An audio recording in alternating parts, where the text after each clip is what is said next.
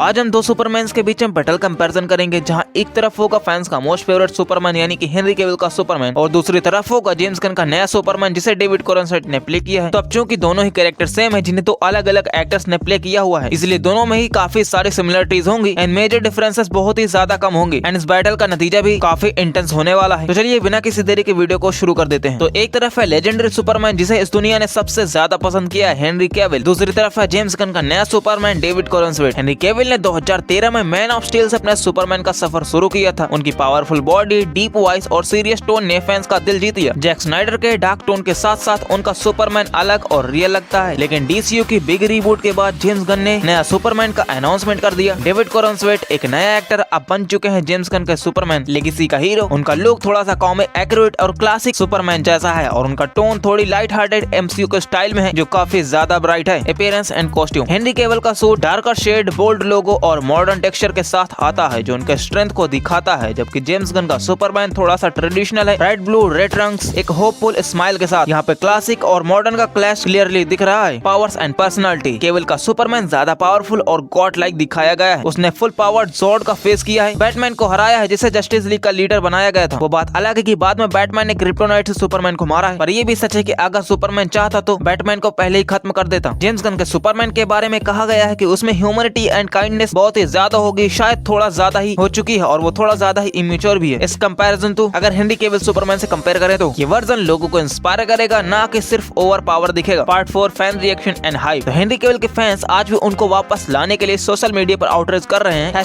#BringCavill_back। और उनकी एंट्री ने ब्लैक एडम के एंड में सबको एक्साइट जरूर से कर दिया था, लेकिन फिर डीसीयू ने यूटर्न ले लिया और अब जेम्स गन के सुपरमैन की पिक्चर आ चुकी है जिसको ऑडियंस ने काफी प्यार दिया है, जो हेनरी कैविल के फैंस थे वो भी। तो अब बात करते हैं कि अगर इन दोनों कैरेक्टर में फाइट हो जाए तो कौन जीतेगा एंड कौन सा कैरेक्टर ज्यादा पावरफुल है। तो एक तरफ जहां पर जेम्स गन का नया सुपरमैन अभी नया सुपरमैन बना है, जिसको सुपरमैन बने हुए 3 साल ही हुए हैं, वो अपने इनिशियल लर्निंग फेज पे है और उसका मोटिव क्लियर है। वो एक गॉड नहीं है बल्कि वो एक ह्यूमन है जो एलियन रेस से धरती पर आ चुका है और इंसान बन चुका है, जिसके पास गॉड लाइक पावर होते हुए भी वो इन तुच्छ जीवों को बचाने की कल्पना करता है। उसके अंदर दयालुता की भावना कूट कूट कर भरी हुई है। वो एक मॉन्स्टर को भी मारना नहीं चाहता है बल्कि उससे बचाना चाहता है जो डिस्ट्रक्शन कर रहा था। यहाँ तक कि वो एक गिलहरी के बच्चे को भी बचाता है। पर यही सब देखकर लोग हेनरी कैविल के सुपरमैन को डार्क बुला रहे हैं, पर ऐसा नहीं, वो भी लोगों को बचाता है। पर क्या करें, उसके टाइम पर विलन इतने ज्यादा पावरफुल थे कि इतनी डिस्ट्रक्शन तो तय थी, पर फिर भी हेनरी कैविल का Superman power wise new Superman से पावरफुल दिखता है। पर एक्चुअल में नया सुपरमैन भी काफी ज्यादा पावरफुल है, क्योंकि जहाँ कैविल सुपरमैन ने एक वर्ल्ड इंजन को डिस्ट्रॉय किया था जो कि अर्थ को टेराफॉर्म कर सकती थी, वहीं न्यू सुपरमैन ने ब्लैक होल को सर्वाइव किया है और वहाँ से निकला भी है, वो भी अपनी फ्रीज ब्रेथ की वजह से। पर जहाँ नया सुपरमैन एक बिल्डिंग को लिफ्ट करने में स्ट्रगल कर रहा था, वहीं हेनरी कैविल का सुपरमैन एक बिल्डिंग को आसानी से उठा लिया था। तो स्ट्रेंथ एंड पावर वाइज तो हेनरी कैविल का सुपरमैन अभी थोड़ा सा सुपीरियर है। और तो और नया सुपरमैन जब भी पिटता है उसे तुरंत ही धूप चाहिए होती है, वो धूप धूप धूप धूप तो चिल्लाता रहता है, भले ही उसकी पिटाई थोड़ी सी हुई है। पर कैविल सुपरमैन के साथ ऐसा कुछ भी नहीं है, उसे धूप तो चाहिए होती है पर इतनी आसानी से नहीं। जहाँ क्रिप्टोनाइट के अटैक से दोनों ही सुपरमैन कमजोर तो हो गए थे, पर जैसे ही क्रिप्टोनाइट का असर खत्म होता है तो हेनरी कैविल का सुपरमैन तुरंत से हील हो जाता है एंड उसे डायरेक्ट सन की एनर्जी की जरूरत नहीं पड़ती है। पर वहीं नए सुपरमैन को बिना सूरज के धूप के काफी ज्यादा कमजोरी महसूस होती है, जो इस सुपरमैन का सबसे बड़ा ड्रॉबैक है। सुपरमैन फाइट के बीच में कभी भी अपने आप को चार्ज करने की कोशिश नहीं करता है और ना ही इतनी आसानी से वो कभी कमजोर होता है। तो अगर इन दोनों ही कैरेक्टर की फाइट हो जाती है तो डिस्ट्रक्शन होता है। जहाँ हेनरी कैविल के सुपरमैन ने अपने स्टार्टिंग में ही अपने बराबर पावरफुल कैरेक्टर यानी कि जनरल जॉर्ड से फाइट करी हुई है, जो क्रिप्टोनियंस का लीडर था, जो एक वॉर जनरल था जिसने बचपन से ही हमेशा लड़ाइयाँ लड़ी और जीती हैं, अपने प्लेनेट को बचाने के लिए किसी भी हद तक जा सकता था। पर सुपरमैन ने उससे फाइट करी, उसे मार भी दिया, जो उसके स्ट्रेंथ और पावर को दर्शाता है। पर वहीं अभी नए सुपरमैन ने इतने पावरफुल विलन से फाइट नहीं करी हुई है और इतने लेस पावरफुल विलन से ही वो इतना ज्यादा पिट गया था। अल्ट्रामैन एंड हैमर ऑफ वरीबिया से उससे पिटने के बाद वो तुरंत धूप चाहता है एंड ये उसका बिगेस्ट ड्रॉ पॉइंट है। ओवरऑल देखा जाए तो हेनरी कैविल का सुपरमैन नए सुपरमैन से थोड़ा सा पावरफुल तो दिखता है, पर पावर लेवल्स में दोनों ही ऑलमोस्ट सेम है। ये डायरेक्टर के विजन के हिसाब से था, इसीलिए नया सुपरमैन काफी कमजोर दिख रहा था एंड हेनरी कैविल का सुपरमैन नए सुपरमैन से एक्सपीरियंस वाइज भी काफी ज्यादा सीनियर है। पर नए सुपरमैन को अभी सीखने की जरूरत है और धीरे धीरे उसे भी अपग्रेड मिलेगा और वो भी पावरफुल बनेगा। इसीलिए इस फाइट का फाइनल विनर होता है हमारा हेनरी कैविल का सुपरमैन। तो अगर वीडियो पसंद आई हो तो लाइक शेयर एंड चैनल को सब्सक्राइब जरूर कर देना।